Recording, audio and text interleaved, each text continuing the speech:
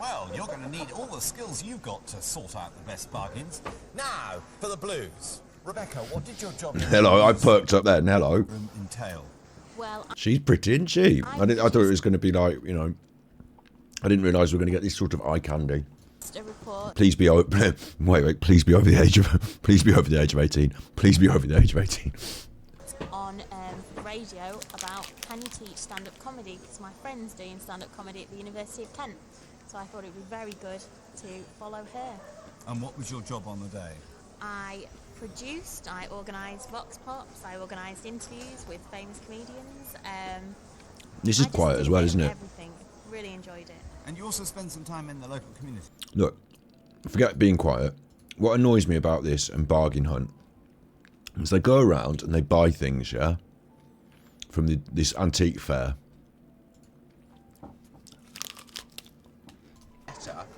Here we are. I've just noticed we've got a light switch down here, and look.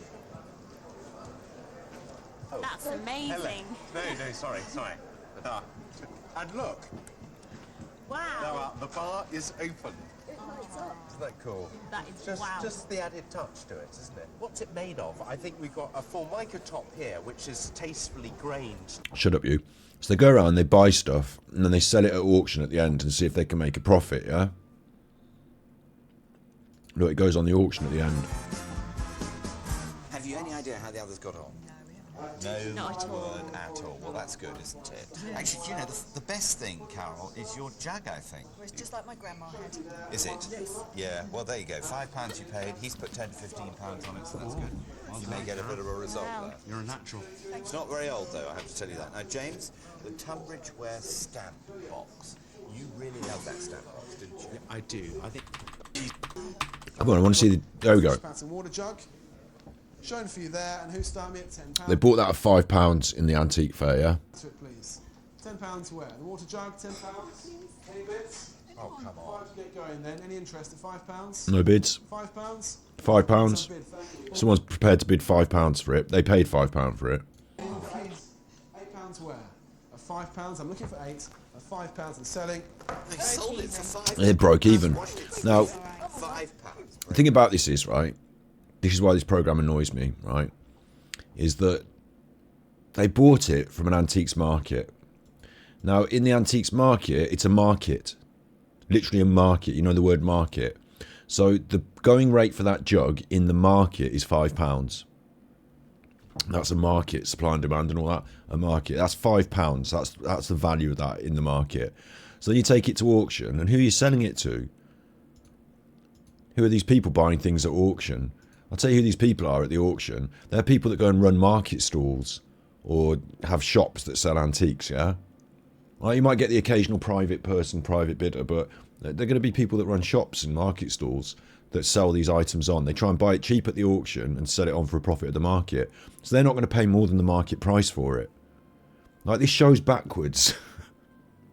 They should go to auction, buy something at auction, and then sell it in the market.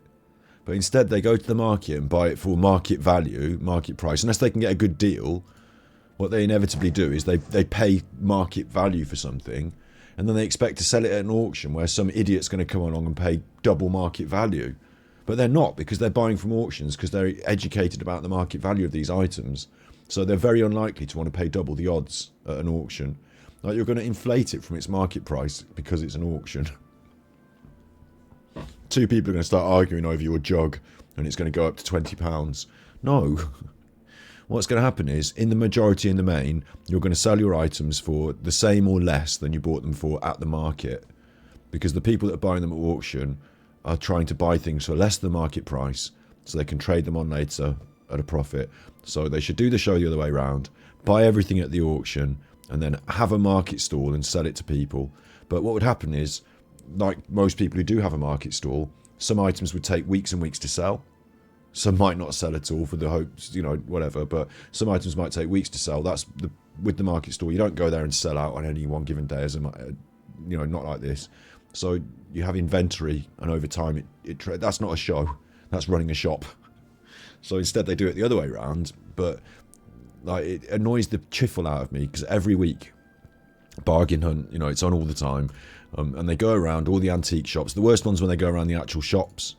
They go around the antique shops. And you're like, but these shops must have got their stock from somewhere. So where do you think they got the stock from? But that's all for later. First, time to meet the teams. And today we have two married couples going. Maybe 1960s when... Look, they're in a shop buying this. So the people that stock the shops go to the auctions. And so they bought them from the shop for £20. Again, we're talking market values, aren't we? And you're taking it to... Because it's the shop, they know how the market price works. They make their little bit of profits. They've made like... They probably bought them for 15, you know, at the auction. Now you take them to the auction and you sell them. Drop hammer! And like... In their ex... In what world is someone going to say, oh, I'm glad I was able to buy that at auction for much more than I was going to be able to buy it for at the shop? It's been there in the shop for weeks, but now it's at auction, I'm going to pay double the money. No one's doing that. Bargain hunts are a load of shit. It's rubbish, it's stupid. Like, the other way to do it would be to buy them at auction and sell them in the shop, and that would be a proper show. But you couldn't, because your shop would be going for weeks until someone bought it and wandered in and bought it. I want to see the auction for those brass things now. Those copper things. Show me the auction for the copper things.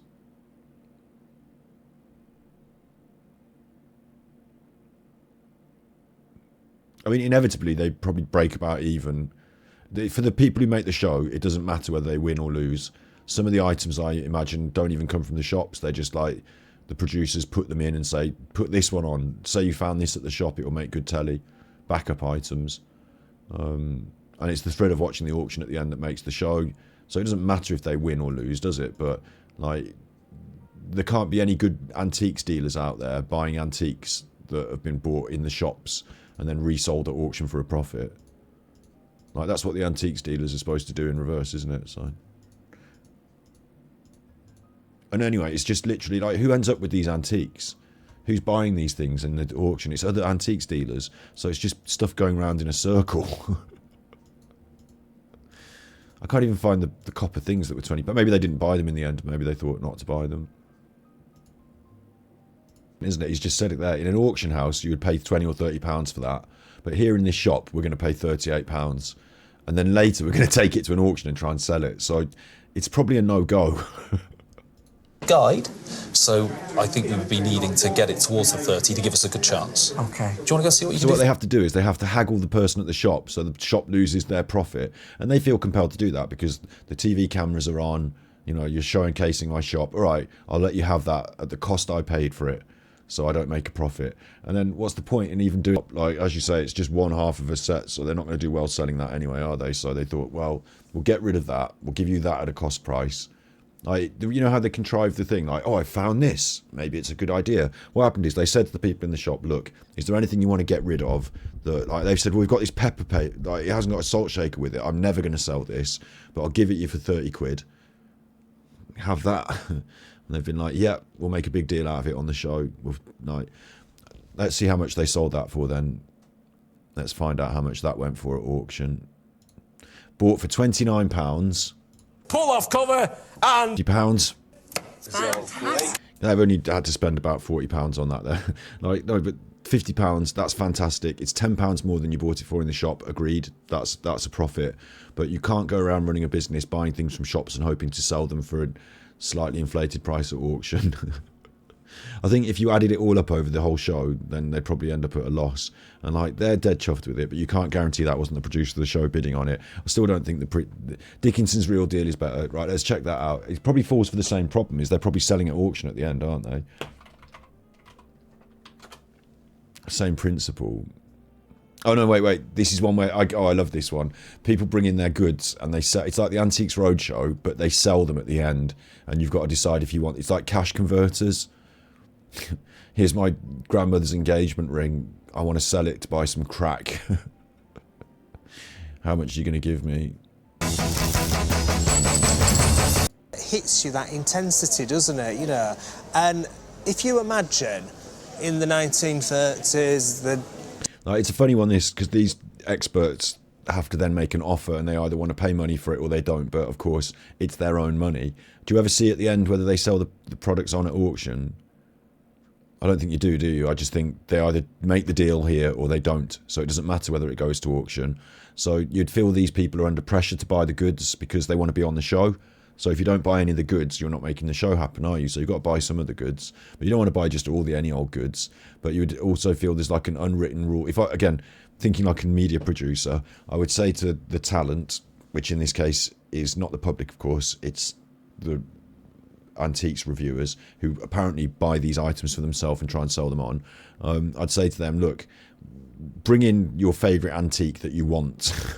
We will either send a stooge through with it so you can buy it for a good price, pretending, of course, we'll have all the money back, or legitimately, here's like, you know, £5,000 to spend on items from the public, spend it, but do it in such a way that would be wise and, you know, reasonable for your shop. But every episode, please make sure to spend like, you know, £200, or, you know, like you'd write into it in some way. You predict and plan some of this, like the offering of the money at least, because you wouldn't have just random antiques people forced to delve into their own pockets to make your show better, especially as, like I said, what if they just didn't want to buy any of the items? So today's Dickinson's Real Deal, nobody walked away with any cash because our guy was stingy, and like you can't force him to spend money either. So either he's feeling really fruity and just wants to buy lots and lots of different antiques every fucking week because he's got a business where he might want to do that. That's legit, but you can't guarantee it. So as a media producer, a program maker, you would say,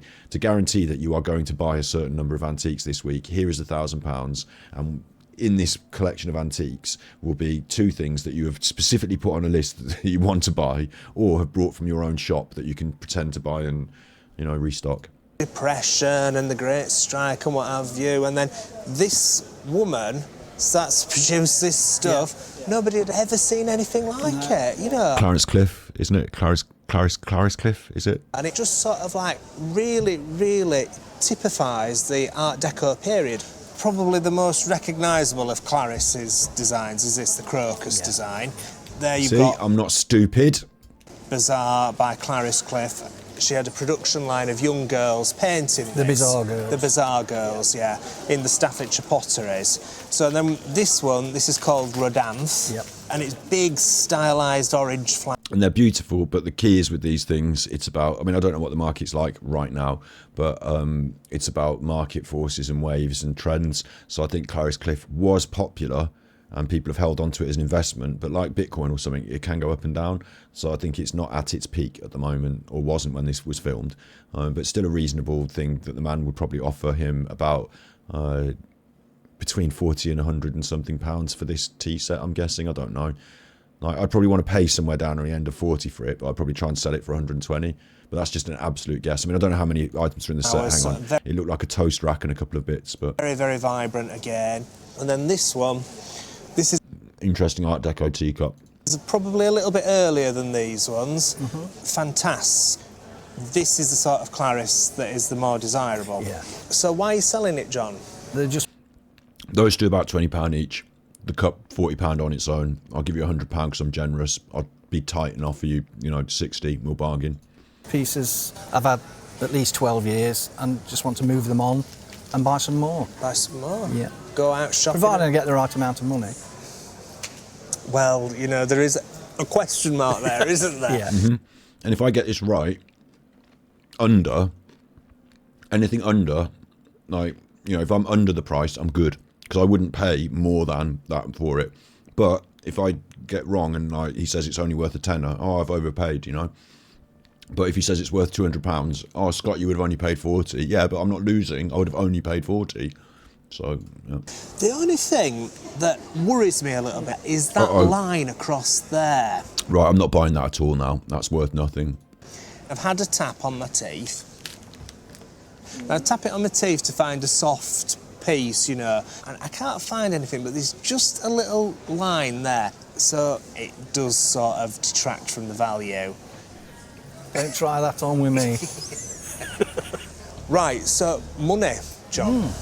Are you ready? Yeah, let's go. Right. 50. 100. Ooh. 150. Ooh. 200. Take it. 250. £300. Take it. Looks very nice, Tim. Goes with Clarice's colours, doesn't it? Yeah, wonderful. Yeah. That vibrant. Yeah. Push it for a bit more. What about 320? How come he's giving him more? That's loads of money for that. That's just a cup. I'm tempting you, are You are. You are. That's because I'm a reasonable chap, you see. I don't want too much. I thought you were reasonable. Yeah. Do you want to see what David Yeah, says? see what David's got to say. Let's call David Yeah. in. £320. Out of nowhere, from the sidelines, dressed like he's going to Royal Ascot or something. Absolutely pristine zoot suit. It's like Cybertron tie. The silver wolf, in he comes. Out of nowhere. Tells people how to do it, tells people what to do. Take that money, shut up you. On the table. You look a little bit disappointed. I've spoke to one of my specialists. He really knows Clarice Cliff. 3 to 350 That's that guy who sat down offering the money. He's supposed to be the specialist. is his estimate. But I had a look at this earlier.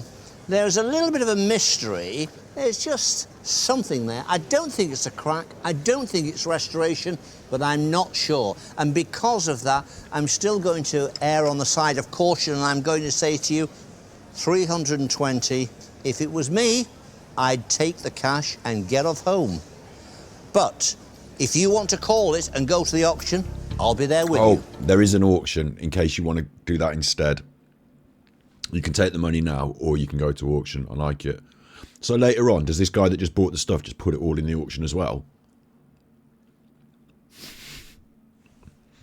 Sell the cups. You bought them to sell. You put your lid. It said his guide price was about 320. He's offered you 320. Sell the cups.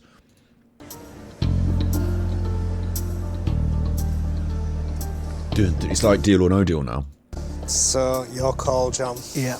It's quite good, isn't it? Because they put that bit of jeopardy in when you're doing filmmaking like this. If you can create some sort of jeopardy like that, will he, won't he? You know, this sort of thing. Out of nothing now, out of him and his cups, we've got this.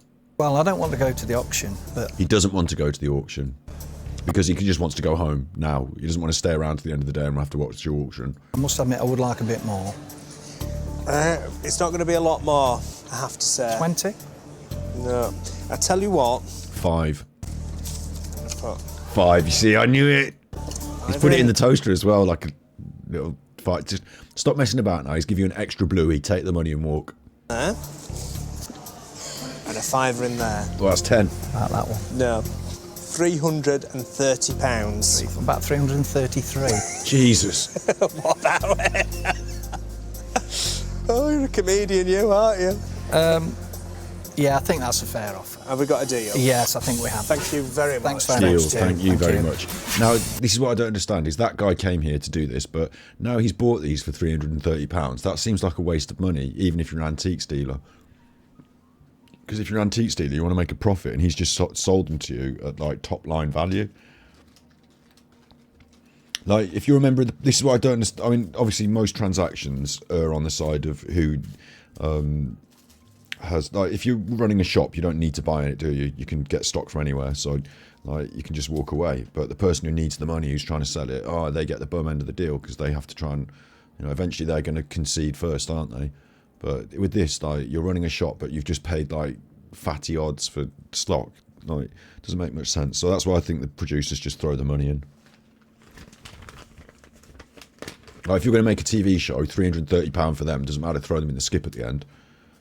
Like, you're just giving away £300 to get that section on your show.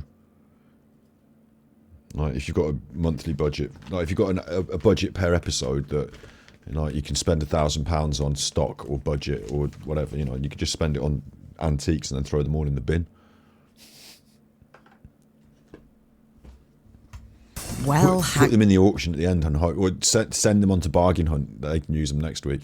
Uncle John, that's the way to do it. I've had a good scrap. I used to love Frasier. Frasier's one of them that's not on all the. You can only get it on whatever show that it's on. I don't know whether it's HBO or whatever. Like, whichever platform it's on, you can't find. Basically, you can't find it on YouTube, but it's so popular and, like, you know, big, and you should be able to just get those episodes. It's been so long now. It's been on every telly show. It's been on Channel 4 and all them. Like, can't we just see it? I want to watch Frasier from the start every now and then, and I just can't get it on the telly. I'm not paying for Paramount or whatever it's on. But Frasier was top bins. Top bins.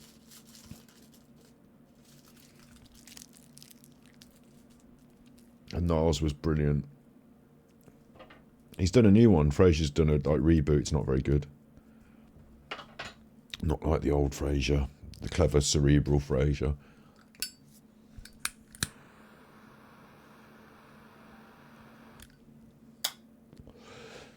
I understand the DVD bit, but I don't know what a Plex server is. Niles was brilliant, yeah. Like, it's the contrast between the characters that really worked, wasn't it? But Niles, like, was special. And, like, for all the being pompous, like, I liked him the most. Oh, come on, Niles. Oh, stop it, Niles. They were the best punchlines when Niles was just doing something and Frasier would go, stop it, Niles.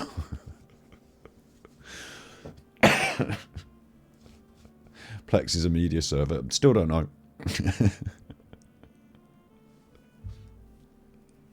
It's like a server, like a big computer.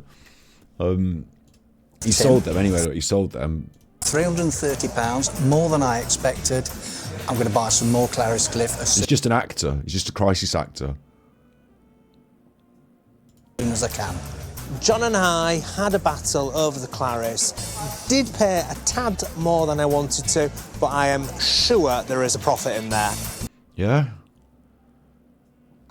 Like, I don't know how they run their businesses, but you like have to.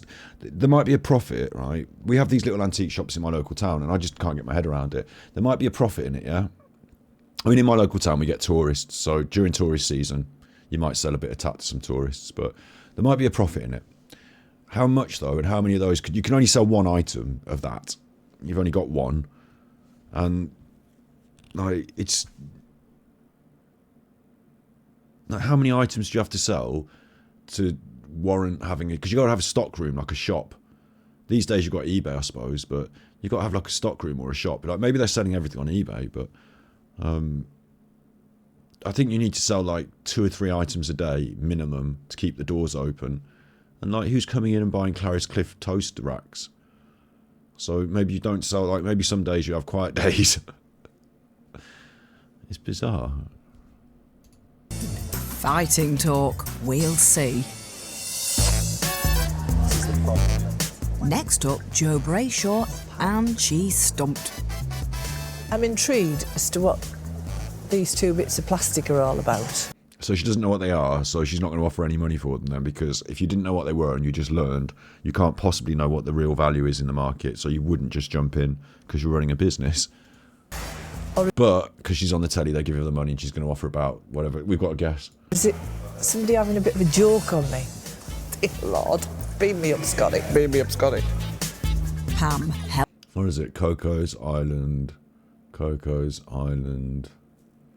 Are they a seal? I don't know what they are. Help her out.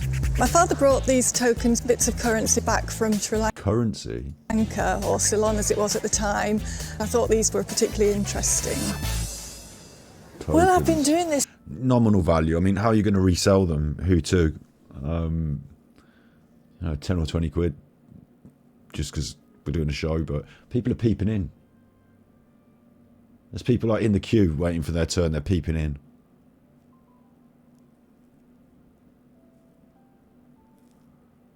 Programme for quite a while now, Pam, and it's not very often I'm lost for words. I thought you might find them a bit interesting, yes. Well, they'd be quite unique, so that should theoretically up their value, but then who wants them? Over to you, Pam. You can explain to me what's going on here. Well, they are called tokens, and they come from Ceylon. My father brought them back after the Second World War because he was stationed out there.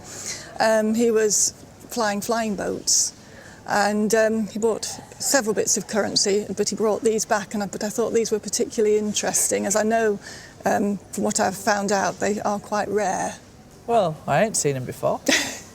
They're made of ivory, which is a kind of plastic, a kind of early plastic that was... Did she say ivory? A bit like Bakelite, which was... All right, not like ivory then. It is in America. So, what was their use? I think it was currency. They were actually made in 1913, because that... So early Bakelite, like Bakelite people collect, even if it's just because it's like not popular these days, I don't think as much, but people do just collect Bakelite pieces. It's a collectible item. And so an earlier plastic, like kind of like, maybe there's some value in the fact that they're a sort of proto-plastic, but as a currency collector, I suppose currency collectors do collect coins and things. Like, I can see there might be a way you could sort of leverage some value out of this to the right person, but I'm still wondering whether every different, like, coin collectors don't want them because they're not really coins, plastic collectors don't want them because it's not really a, like, you know, a plastic item. Like, I wonder if it just doesn't fit any bill, or if it just belongs in a museum. That's the date on They're real ivory. Ivory? I thought she said it was like Bakelite. If they're ivory, then you can't trade them, the end. and I know they're of a limited edition. I think these particular ones, that's a 1 rupee and that's half a rupee. I think there were probably only about 2,000 copies of those particular ones made. Right. Well, I'm still at a loss. They look to me like a kind of gambling token, don't they? But you say they were used as a kind of currency. Well, I think so, yes, because they have got a value on them, haven't they? They have, yes, yeah. And they're worth money? I think they're worth a fair bit, yes. Yes. And is that from your research or wishful thinking? Probably both. I like your honesty. Yes. Right, well, I have to bid, because that's what I'm here for, but I ain't got she a has to blooming bid. clue. She has to bid, but like, this is bizarre because obviously she's told how much money to put on the table, because she obviously has come to sell them with a price pre-arranged, and she knows like, the amount of money that's about to come out, because this is just silly. You can't put a bid on something that you know nothing about. I would do 20 quid. £5. See, that's what I would do. Yeah, it's like there's no way you're taking a financial risk on something that you don't know where the market is, if the market even exists, if this is like an item that is highly desirable or like completely ostracised.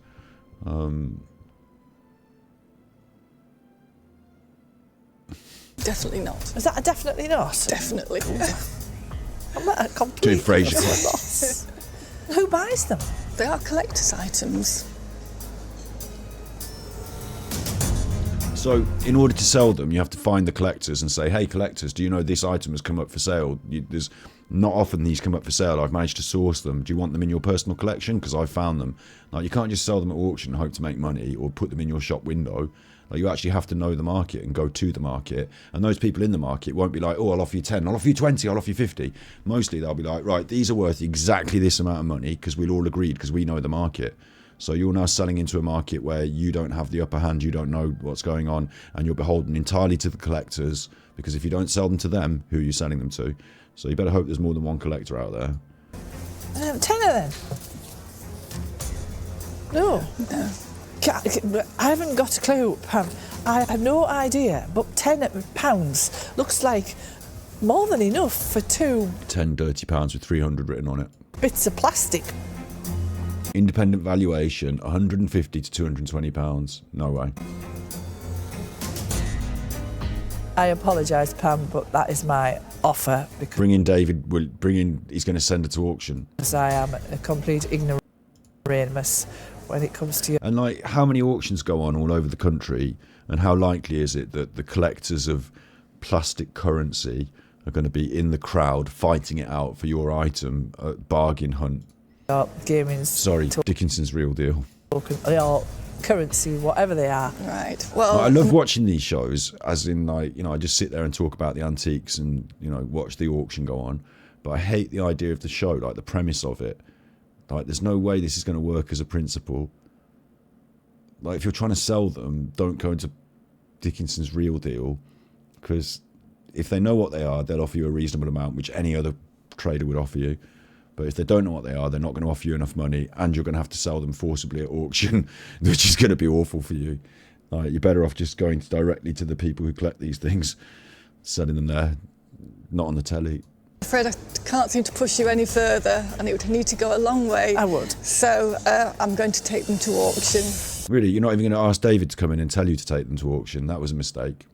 You missed out on the interaction with David Dickinson there. Thank you very much for coming in. Thank you very much. Thank you. Right, now we've got one to have a look at in the auction, so let's go to the auction. Do they do the auction? Where's the auction? They do it immediately after. They do it immediately. Pleasure. I'm very confident I shall get more than I was offered in the deal. If those Ivorian tokens make 150, Ivorian. I'll eat my hat. Get your knife and fork ready, Joe. Unbelievably, I thought they would have saved up all the auctions at the end, but unbelievably, they just serve you the auction now instead of making you wait. Maybe they did tests and people just forgot what things were by the end of the show, so they need to keep the auction straight after it, because otherwise you'll forget about the Ivorian tokens by the end. Auction's coming up. I'd have thought you'd have got them invested. Oh, it's coming up after the break. Yeah, you get them invested and you keep them there, don't you? After the break. After the break. Couple of late commissions here. You see, you never know, do you? But you can't leave it to the end of the show because they'll be gone. But after the break. Real got Joe all I don't know. We were just watching it. I know what just happened. I'm not an idiot. Because I just went and made a cup of tea doesn't mean I forgot part one. Over in the sale room, auctioneer Annabelle Bram has been doing her homework. The Ivorian tokens were definitely used as currency and not gambling tokens from the Keeling Islands, used in hotels and clubs, just instead of having cash on you. So they're a great rare item. They certainly should make the estimate. And Pam's feeling confident. But if she's the auction house person and she knows this enough like to that, then she surely has got on the phone to people who want these tokens and said, hey, I work at the auction house. You know, you come in and buy a lot of currency items. I've got a thing for you. Two. Joe, I'm definitely going to be your... This seems really contrived, the whole thing, that she would turn up with these tokens and take them to auction like this. It just seems a bit weird. For £10. Seems like she knew what they were. Like they were really specific, like a really specific item that sells in a really specific niche. I'm saying this is sus. Have two valuations, 150, 180, and 180 to 220. If we do sell them, what are you going to do with all this money? Well, I think I'm going to give it to my daughter, because my father would have been very pleased for it to go to his granddaughter. OK, so they're a memento that came through the family from your dad. I think you're doing the right thing by turning down £10. They've got to be worth more than 10 quid. I presume so, but you never know. And I know money, money's tight and stuff, but on the other hand, if they're a family memento that's like very unique, like £200 or £300 seems like a small amount of money to just get rid of them for it, doesn't it? Like, I know they're just hanging around, just doing nothing, but you pass them down.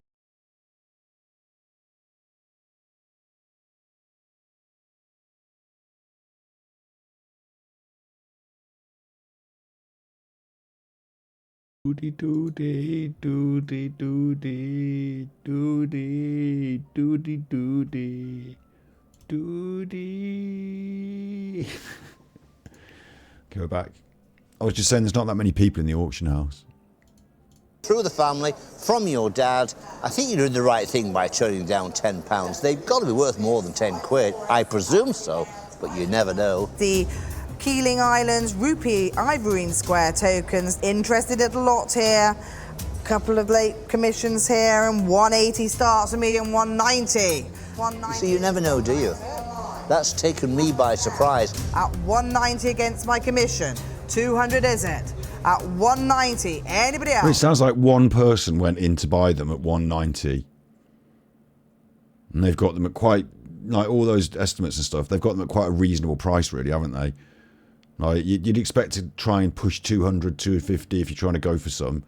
But, they've got whatever they're worth around about this that she said. They've got them for a reasonably reasonable. The £10 extra for the auction house to make a tenner. It's just all contrived so that man could buy them on telly. At £190. So that she could sell them on telly. 200 is it? The £190. One bidder. You see, you live and learn every day. £190. We have a commission to take off. £155. So you got a lot less than you were hoping, really. You were 150 quid to sell the family inheritance that isn't worth a lot, but has got this unique story and is a no, right, 150 quid, it's gone. Could have worked 3 shifts at Tesco for that.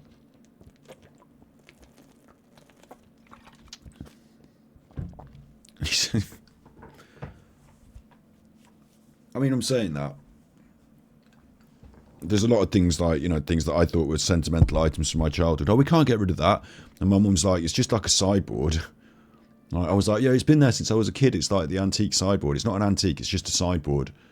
Like, I'm getting rid of it and I'm getting a new one. Like, you know, we're not sentimental about everything, but it seems a bit weird that she brought this, like, you know, maybe she's got more of them at home. Maybe she just wanted to get on the telly and she thought she'd, you know, sell a couple of them. It's just the weirdest thing I've ever seen on telly, really, in a way. She brought these little tokens. They offered her £10. She was disgusted. She went to auction. She only got 150. She's still unhappy, really, in theory, isn't she? Because she wanted 180. So because of the telly programme, they forced her to sell at a loss. Are you surprised? I'm surprised, yes. Well, I have to tell you, I'm surprised. I thought we might be struggling. What was he called, your father? Don Newman. Well done. You come up trumps here, mate. That was the real deal. Talking to her dead dad as if he's up in the attic there was a bit weird. Just brought it up. What was your dad's name? Well done. You've come up trumps here, mate, insofar as we've sold some of your personal property for a small amount of cash. Bits of plastic, Joe, that's what you described them as. £155? You better start eating that hat. What a twit. That was quite offensive. Back in the den. Didn't realise they were going to have a proper row about it. Hello, look. Hello, who's this? Who's this? She's got the snazzy shoes on. She's got her hair all done. Who's this? Cheryl Hayton is reflecting on what Susan has brought in. Cheryl Hagan, what was her name? A pub mirror up next. A pub mirror. Fabulously glamorous. Anything with advertising on it seems to be flying at the moment. She knows a thing or two then. And this mirror looks lovely because you can't see the reflection in it because it's all smeared. So there's 2 things to think about. 1, its performance as a sign with advertising. And 2, what's it smeared in? I'll have a go at buying this. Well, Susan, what's it going to cost her? I'm hoping for 80 plus. Considering I ripped it out of the old pub before they knocked it down on the estate. Cheryl? I mean, it literally looks like someone ripped it out of a pub, yeah? But it also looks like someone made it and painted it. It doesn't look like a mirror. There's something off about it. Don't tell me about your mirror. My dad's had it in the house for years, since I was tiny. As far as I can remember, he's always had it either in the front room or... It's hand-painted, isn't it? That's why it is. That's why it looks weird. It's hand-painted, I think. Like, it must be from way back when people literally hand-painted advertising, things like that. Trademark. It would have been, wouldn't it? It would have been hand-painted on there. And maybe they clean around it or don't clean, I don't know. Like, what's going on with the mirror effect? You've lost the mirror effect. It needs to go up by a pool table. In a cupboard collecting dust. I've been pleading for him to get rid of it. I don't like it. Why don't you I forget how much is the mirror, how much for a kissy. like it? It's old. It's old. So where did he get it from? I haven't got a clue, but he says it's over 100 years old. Yep, it looks like an old bit of rubbish, to be honest, from an old pub. Okay. Well, we've got here Draft Bass, so a well-known brand of beer. So I suppose the reason these things sell well, though, is that you have buyers that, like, deck out pubs, and they probably just buy up things like this in large quantities and then slap them up in a load of pubs. And it's got, like, you know, in a modern novel, but with a bit of old this, you know, I see where it can be reused and where there's a market for it other than, like, somebody's house. Because it's not just somebody's house. If it was just for somebody's house, you're not going to get selling loads of those, are you? But this will have been in a pub, definitely. This is what it will have been made for. It's a mirror with advertising on. It was a way to advertise the beer. This is nice here. You've got the by appointment brewers to the king and the royal crest. And underneath there, Bass & Co Limited. I don't think anyone's going to take it that deep. I think they're just going to be like, it looks like old pub stuff. Put it in the job lot box of old pub stuff. And when we do another one of those pub refurbishments where we put in all the old pub stuff, like a picture of an old golf club and a picture of a thing, like we'll put that up as well, like for the old pub stuff box. And I think that people that buy antiques or vintage items for interior redesign and decorating, some of them might get the contract for like a load of Weatherspoons that want like an old pub feel, and they just sort of buy up a load of this. So that's my feeling. You see these with lots of different beers on, and you used to have the only other way is if you've got someone who's got a man cave and they've got a pool table and you want to sell it to them direct in the antique centre shop, but I think you're going to have fewer of those customers. toucans, the famous sort of Guinness toucans. So just a way of advertising, but very collectible, decorative. There are collectors of this sort of thing out there. It's the collectible maybe, but like to have a collection of these items, you have to have space to put them in. So collectible items that are smaller, I think you get more collectors of generally because it's easier to keep them. But bigger, cumbersome, dirty mirrors, yeah. original. It looks probably like an oak frame, I would have thought. Could do with a bit of a clean, a gentle clean on the glass maybe, but there's lots of people out there that I'm sure would love to buy this. It's absolutely great condition, really. Quite a wanted thing. So what would you do with the money if you did sell it today? It's going to my dad. Again, she spoke it up, yeah, but still, how much are you paying for that? Like 80 quid? Just because she spoke it up. I was going to offer 40. And again, I'll make my money by buying things cheap and selling them for a profit maybe, but I'm not going to get hold of it if she's going to charge 180 or anything like that. I just don't want it for that money. What does holiday? I don't see I don't see the big win at the end. I don't see the big payoff. Later in the year. Will your dad be a bit disappointed it's not in his house anymore? No, I don't think so. He'll be looking forward to the spending money more? Yes. Have you got an idea what you'd like? I've got a fair idea. Okay. £20 any good? No. No.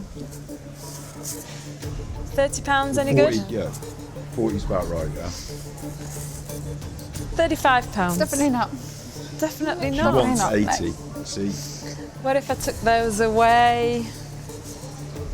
£50? A little bit more? A little bit more.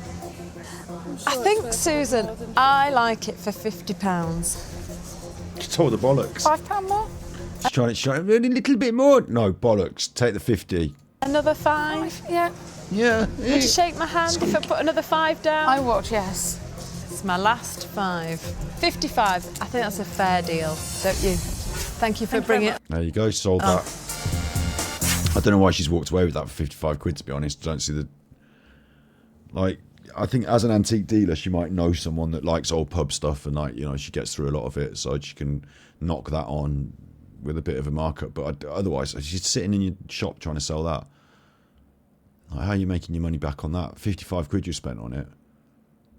So it's got to go for at least 60 something, hasn't it? And like you want to make more than a fiver off that. Otherwise, what's your day's work been like? You're selling that for 80 in your shop. You think like the woman wanted? I just don't see it. I don't see someone walking in a shop and saying, "I'll pay £80 for that." So, unless, like I say, you can package it up in a job lot of other stuff and get your £80 out of it, because you're selling to some London interior designer that wants a taste of the old pub. Like, I like the way they don't really even validate the authenticity too much. It's got a thing nailed on it that looks like the crown. Yeah, that's it. It's real then. I mean, it looks like you could have made it at fucking art school anyway. I'm not happy with it. I'm tired though, and I'm being eggy. But I told you these programs make me eggy. That's why I said I was going to watch them. I like Antiques Roadshow, and I like guessing the price of the things on the Antiques Roadshow. All right, your face. That could be my thumbnail for this. I like the Antiques Roadshow, and I like guessing the price of the antiques. But in these programs where they sell them for money and the transaction happens, I always feel like something's off with it. And it always makes me angry about the amount of money they spend on the stuff.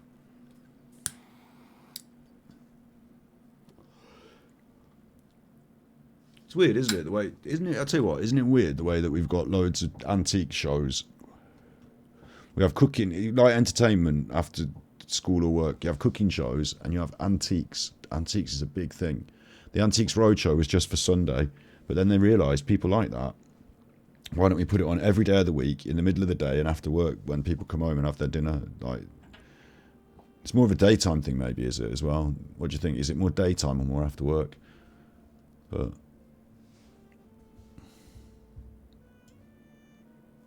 it's like a big feature of our society. I have these programs about the antiques, the old stuff that you can buy in the shops that's not in the shops on the shops. Like if you go into Next, you can't buy any of this, but if you got to go into in fact, are there antique centres that are are there antique shops that are chain stores, or is it all independent? Is this the last bastion of independent stuff? Independent film, independent music, and selling shit in an old tea shop. Daytime TV. Antiques road trip, under the hammer, in the sun. Antiques road trip, under the hammer, in the sun. A place in the antiques, a place in the grand design. I've only done 2. The houses one, that one annoys me even further. I get my egg on with these. The houses one annoys me the most, because when you're buying a house, you want to look at many properties, yeah? Make a really important decision, big decision, look at many properties. But they're like, here's 3 properties, will you live in them? And I'm like, yeah, maybe. No, probably not, actually. Well, if it's 3 of them, at least one of them is going to be a bit off, isn't it? A bit out. 3, and I've got to choose and live there forever. At this price, I don't know. Like, I feel like they pressure them really hard at the end into like a decision, and like no one's going to buy any of the houses because you're not going to just randomly be shown a house and decide to make that life decision like that. So a place in the sun is the worst as well, because you're going to move abroad because like Kirsty Allsop found a nice apartment. No, I'll take it all under consideration, and I'll go away and think about it. I'm never going to buy the house you suggest. I mean, at least one of them's going to be for the TV show to look cool and a bit out of my price range. So I get it, but like, you've got to work real hard finding me a really cool house. Otherwise, there's no way I'm buying it. I can look on the internet myself.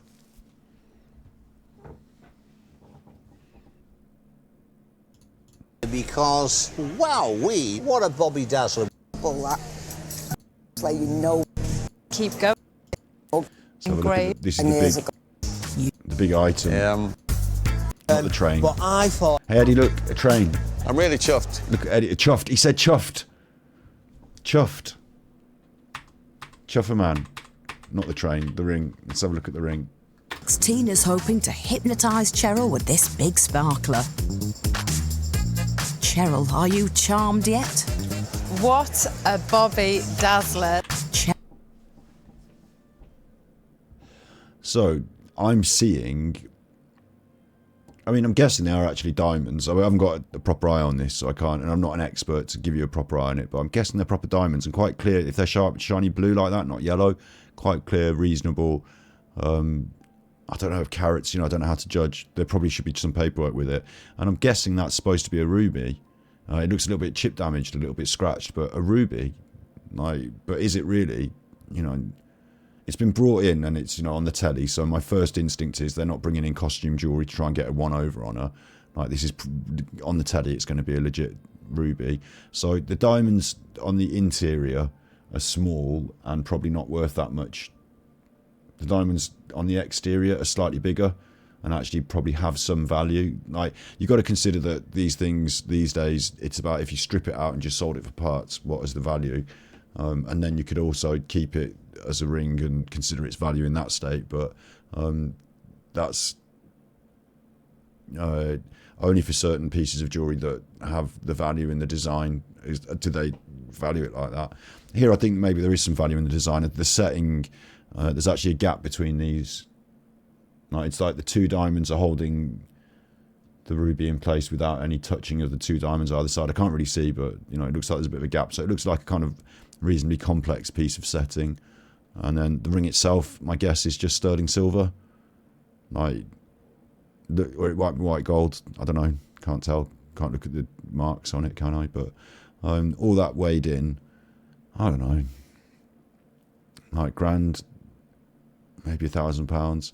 That's me being. I've already seen them laying down a load of cash. So I don't know. Maybe not £1,000. Maybe that's a lot more money than I should be paying for that. £500. Maybe £500.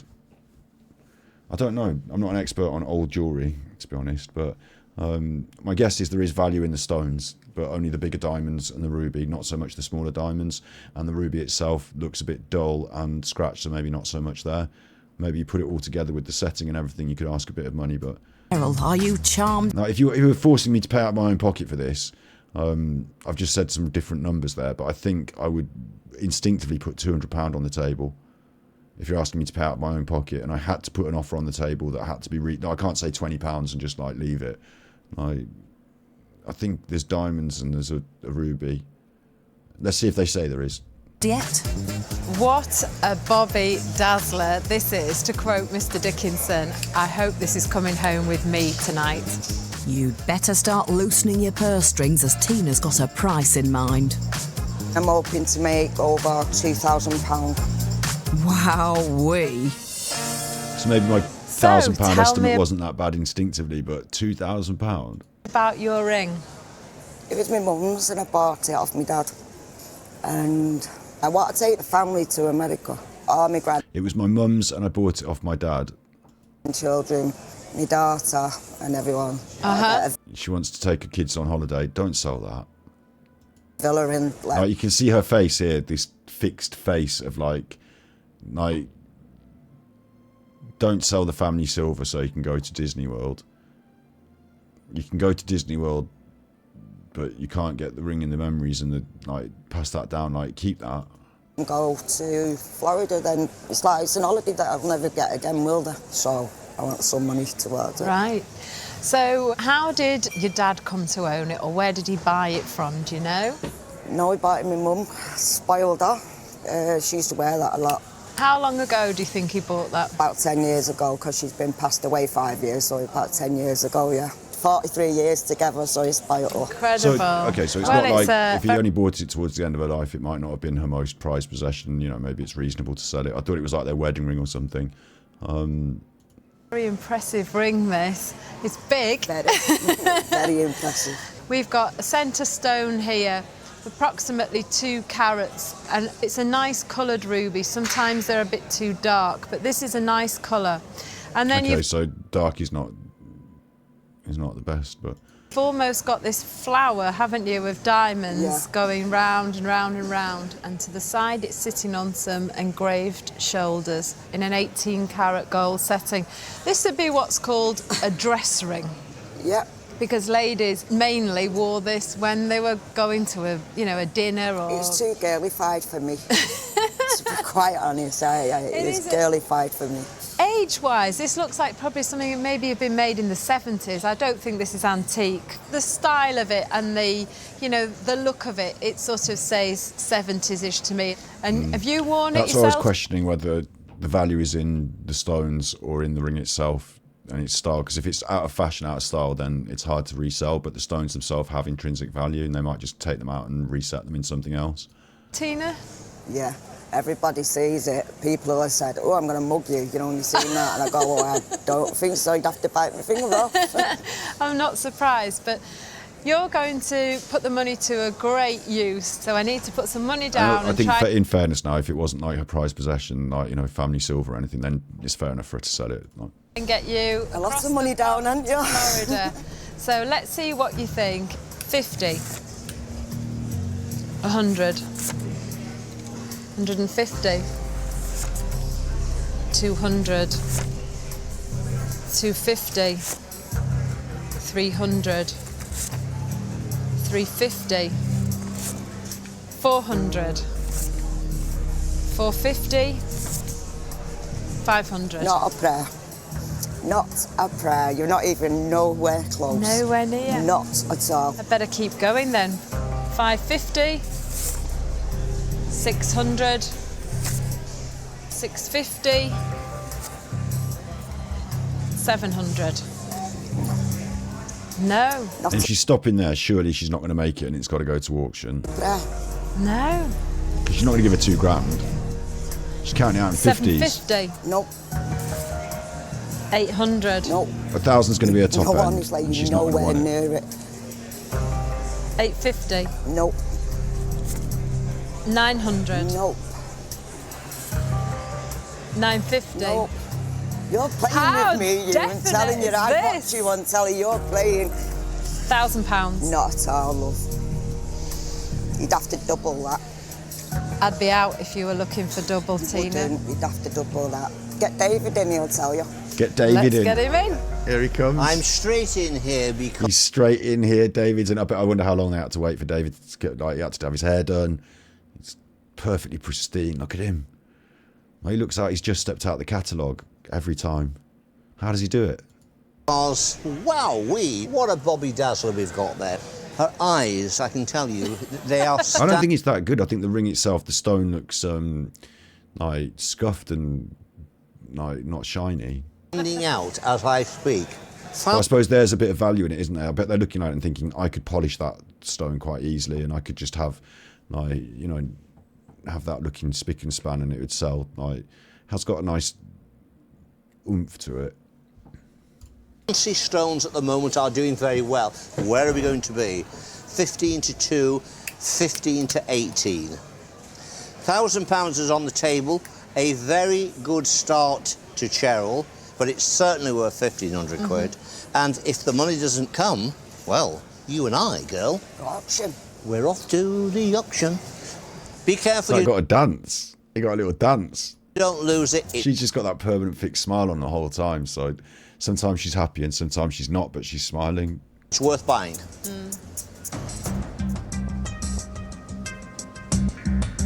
Obviously, she wants to make profit.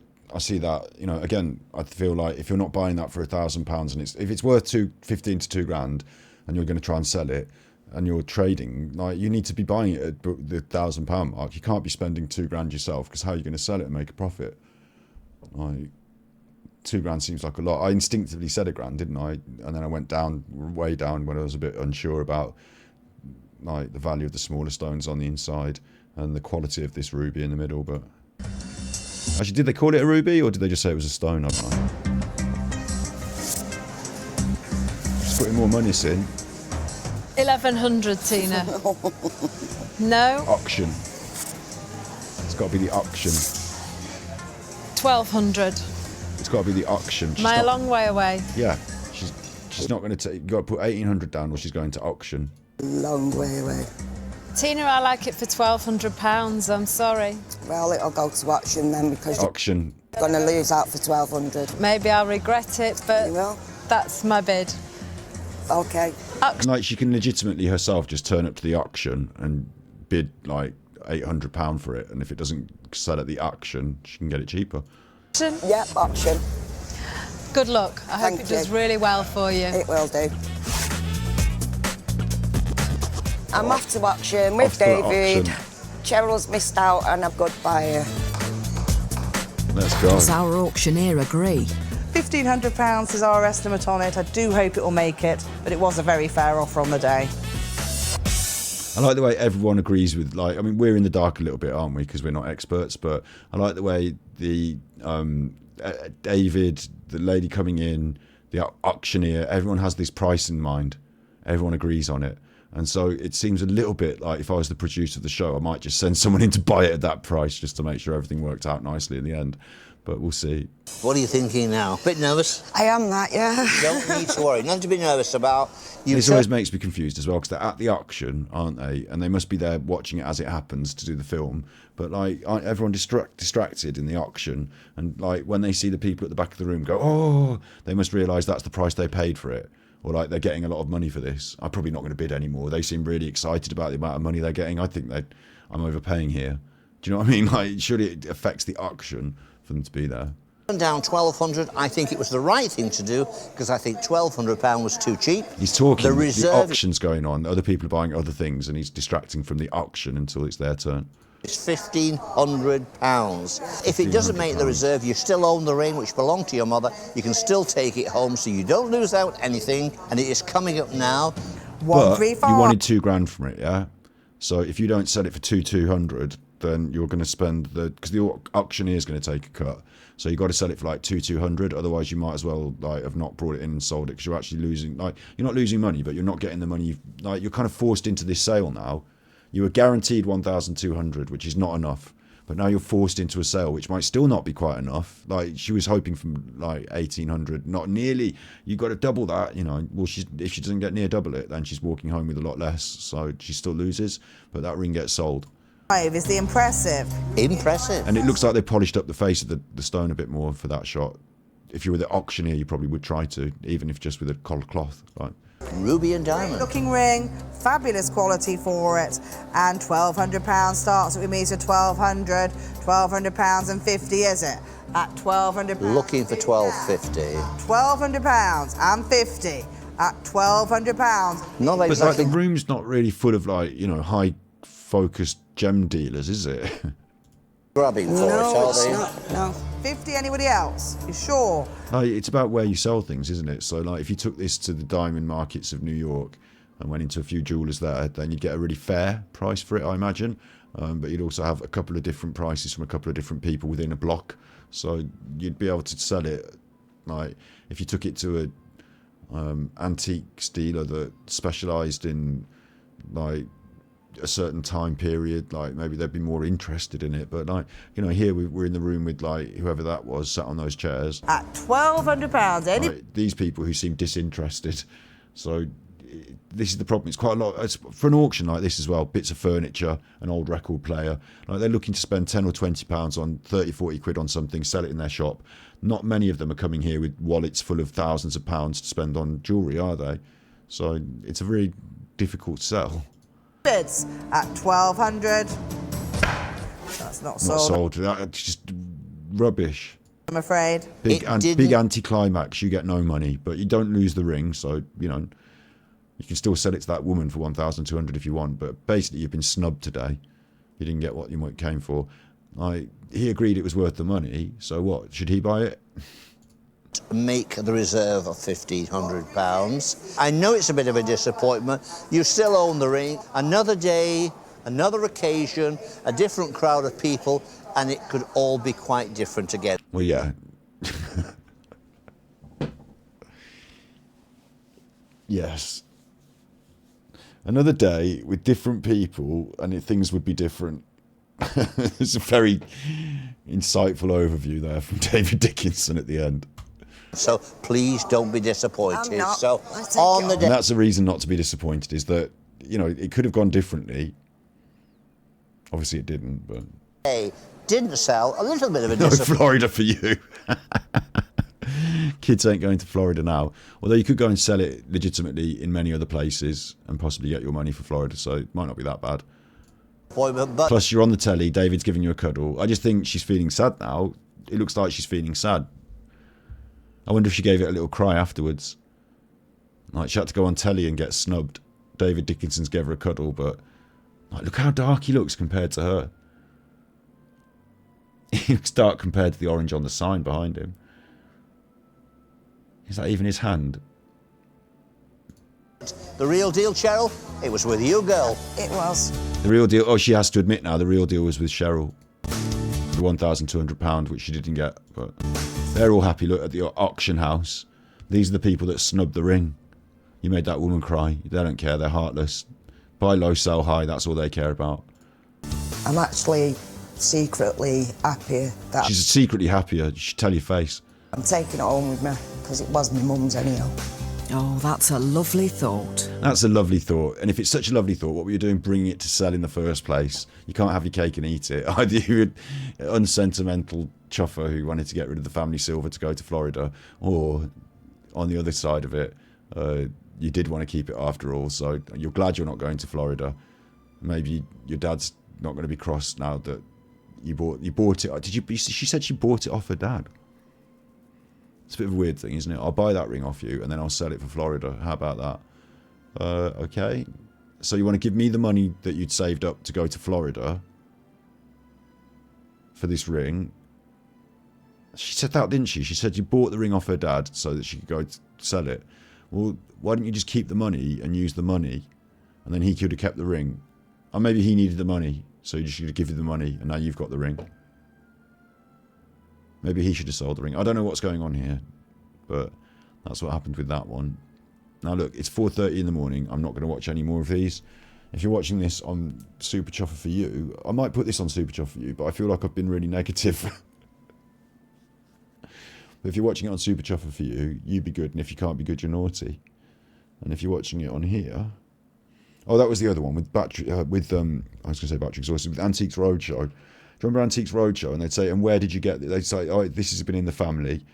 And they'd say, where did you get it from? They say, well, my grandfather used to work on old houses and he found it in the attic or something. And you'd be like, yeah, your grandfather stole it from... There was one, she said, my family member used to work as a valet in the Buckingham Palace or something, and he got one teacup and one plate, and apparently the Queen had given him a plate as a present once, and I'm like, yeah, absolute BS. Once upon a time, he got his dinner served to him in the Buckingham Palace, and then he just snaffled that plate in his trousers and ran off with it. One plate. You didn't get given a gifted plate by the Queen.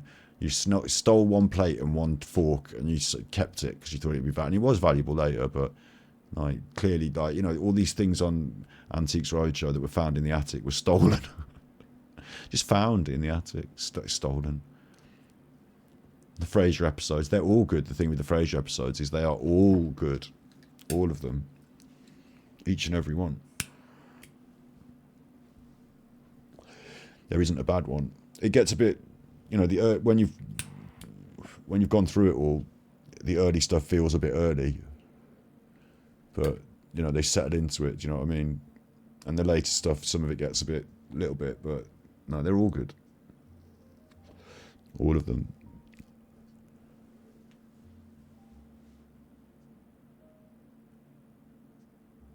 Quite like jewellery. I want to watch one quick bit of Tracks before I finish, because Tracks is on my brain. Just want to show you Tracks. The contrast between that ring and what Trax is doing on the old videos.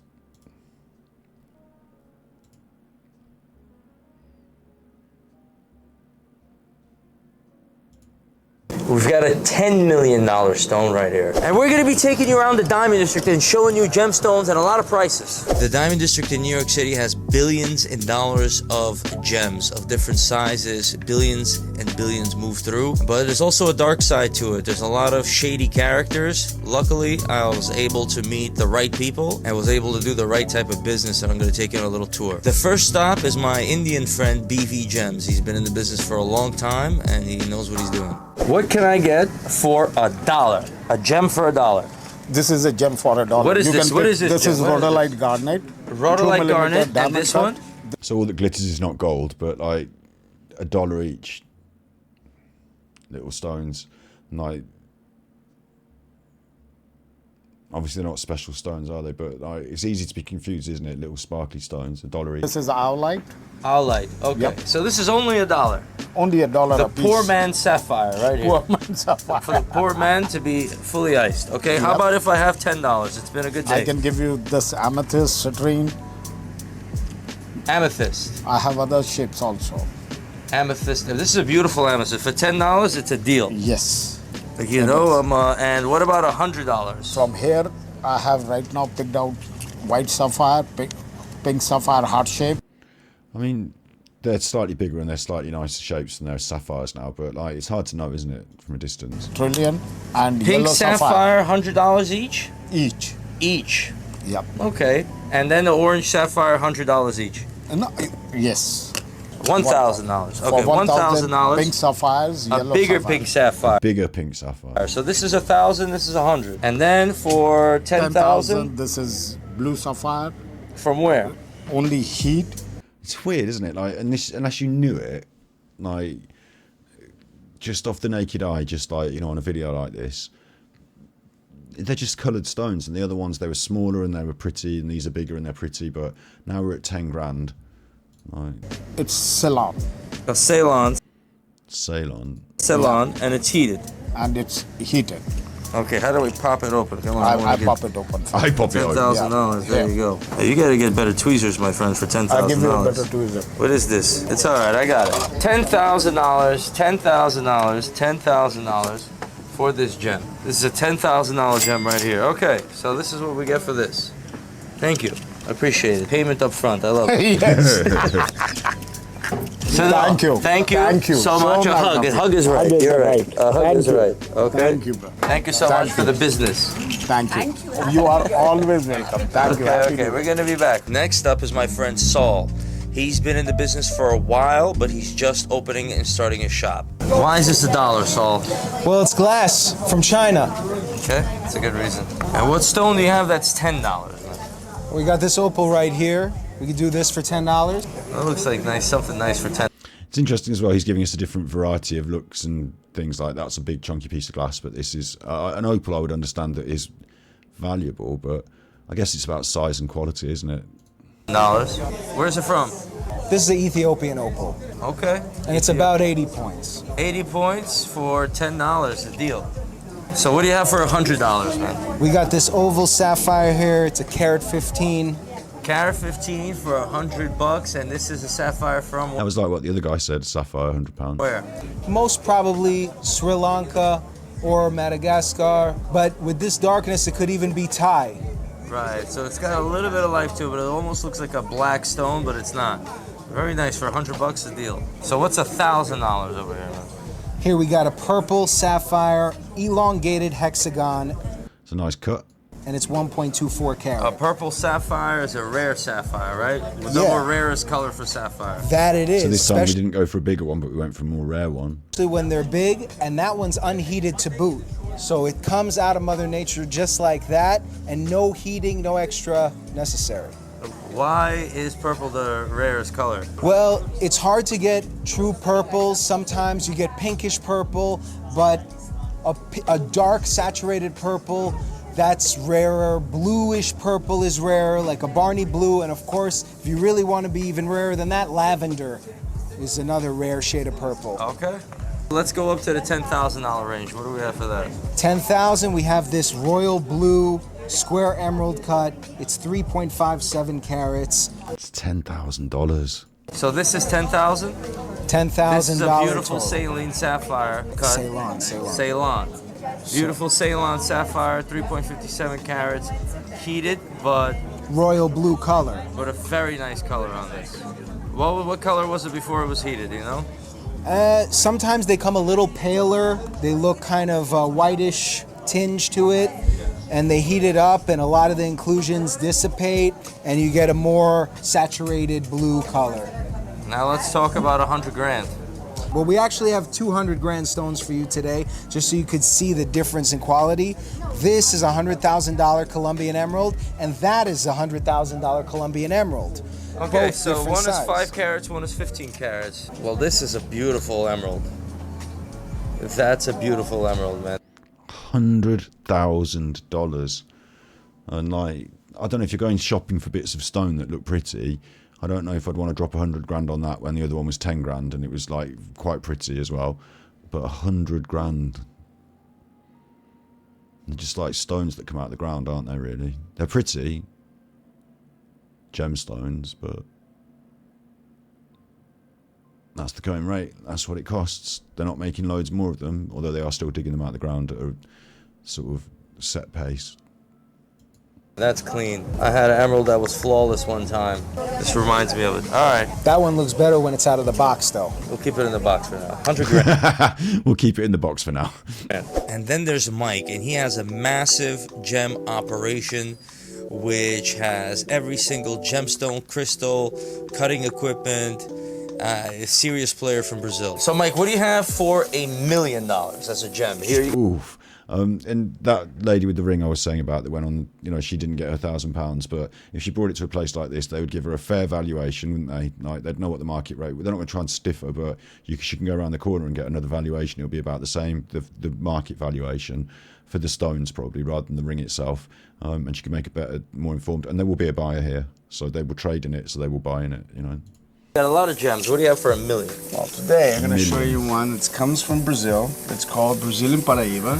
Brazilian Paraíba, this is over $1 million. Let's just put it that way. What? And I And it's not even a name that you recognise, like emerald or diamond. understand that this is so expensive because it comes from a rare mine. Brazilian Paraíba. Paraíba. It's $1 million. It's very rare. I mean, so rare I don't even know what it's called. And it's equally shiny and colourful like the other stones. I mean, they're cut differently, but that's the way they're cut, aren't they? I mean, I don't know what it is that rates, I mean, the rareness, I suppose, the rarity, but $1 million. Like, if someone walked in with that on their necklace, you wouldn't necessarily know they were walking around with $1 million. And like, if you wanted a necklace, would you be not prepared to have the $1,000 one or the $100,000 one? Like $1 million on a necklace, or like on an eye, like what do you do with it? It's just a rare stone. I guess the investment aspect of it I could understand, but I would never personally understand the need to adorn oneself with money like that. And if you want something pretty, I think, yeah, I understand, like, you know, jewelry and costume jewelry, not costume jewelry like because it's cheap, but like the costume of wearing jewelry, like jewelry can look nice and stuff, I guess, but £1 million. Oh no, wait, did he say 100,000? No, he said $1 million, didn't he? Yes, in Brazil. So when they found this stone, how long was this mined out up? Like for a special thing, like a wedding ring and something, I can understand people wanting to spend a bit of money. They're going to keep it forever, and it's a special thing. Like, it's our culture. But £1 million, and that one's not even called like an emerald or a diamond. It's called a parabola or whatever. Do you know, or is this recent? This is a recent stone. I mean, he's selling it, so maybe it's, you know, £500 worth of stone, and he's putting, no, maybe it's £500,000 worth of rarity, and he's adding on the other bit because he wants to make a profit. I don't know. This is about maybe 2 years ago. 2 years ago. And when they mine it out in the rough, did they reach out to you because you have connections, or how did you get your hands on it? I think they were stock pictures of mining. So friends of mine from Brazil, Right. I'm Brazilian, and they imported. They say, Michael, I need to cut the stone from the rough, so that's why I have it still. Right. But this So stone he doesn't own it. He's cutting it for someone. is going to the lab and already has somebody who's interested maybe on it. I don't know. So you're gonna get a GIA cert for it, or?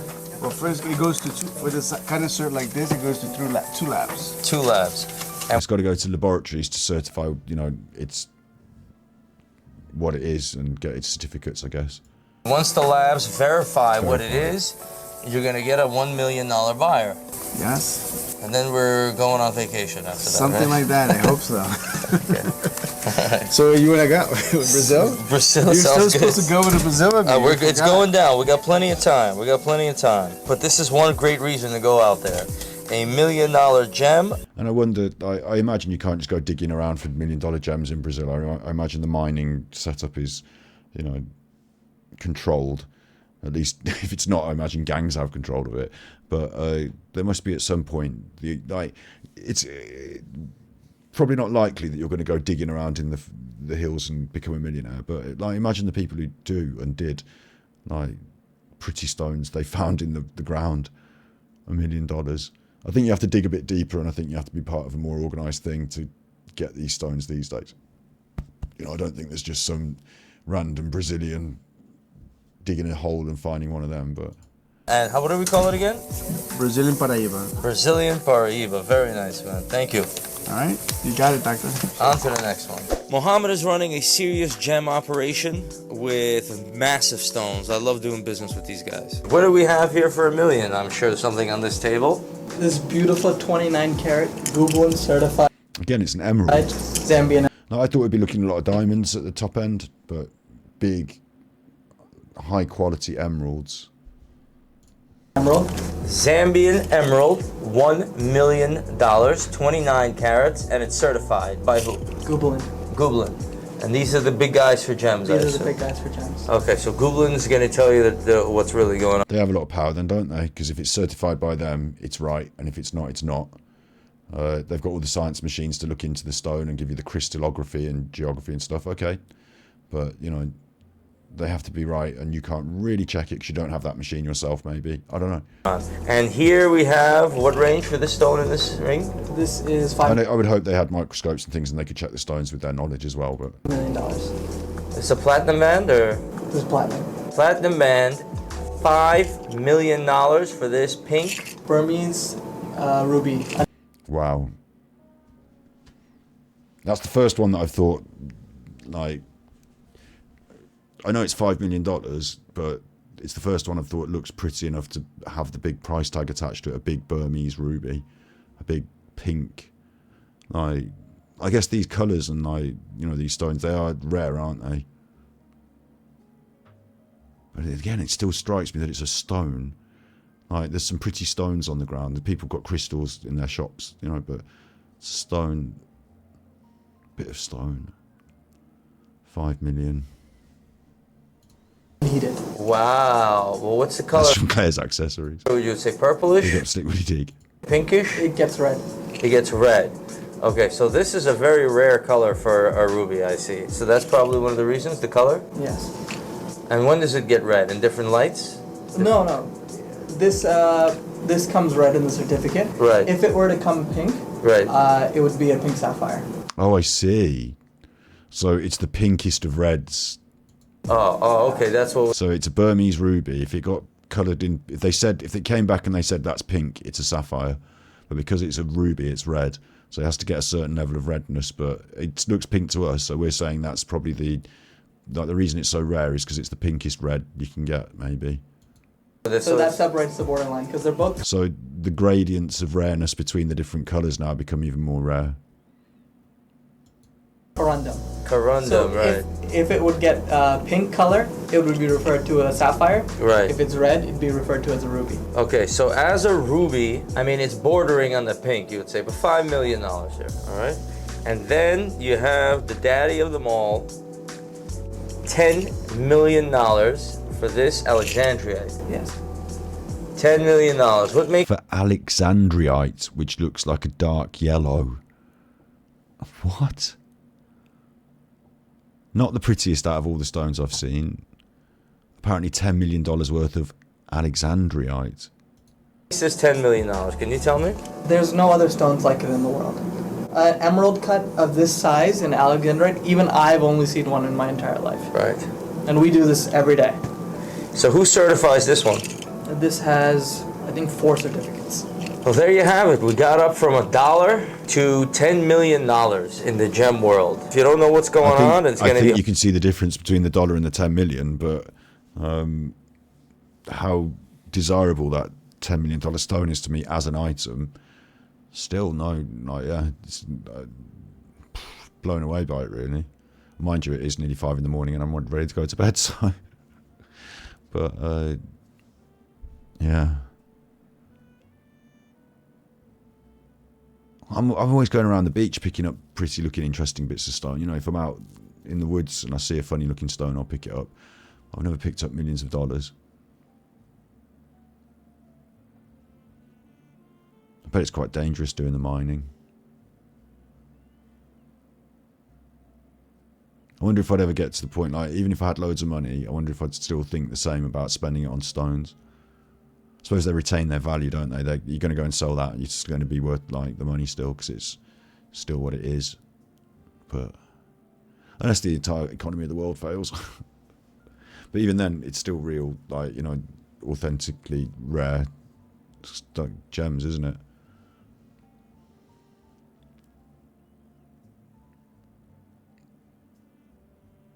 It's a strange world. I can understand their business, you know, buying and selling them, but the people who buy them at the end of it and spend $10 million and then end up with the stone, unless you're doing it for investment, like I said, I'm surprised by it all. But then I don't have billions of dollars, do I? So maybe it's all relative. That's the biggest. Let's get it back on the screen. That's $1, which is fair enough. And that's $10 million. Actually, I do one thing about this that I do see that's interesting. I mean, it looks cool and everything, right? But one thing about it is the ability to hold $10 million in your hand like that. That in itself has a bit of value, doesn't it? Because otherwise it's loads of bits of paper and it's difficult to mess about with. But there you go, bang, $10 million in my hand. Got it all.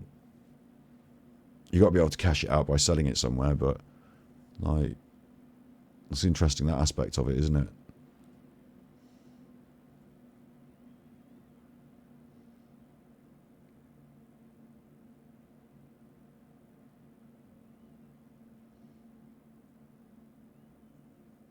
if you see any Alexandrite rolling around on the floor, be sure to pick it up because it's valuable. Right, you be good. I'm sure I've got a bit of stuff to cut out of that. I don't know what we're going to do about Angry Eddie, but like, things will be things.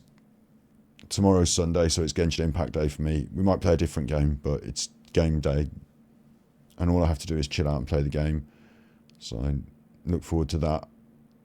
And you be good, and if you can't be good, you're naughty.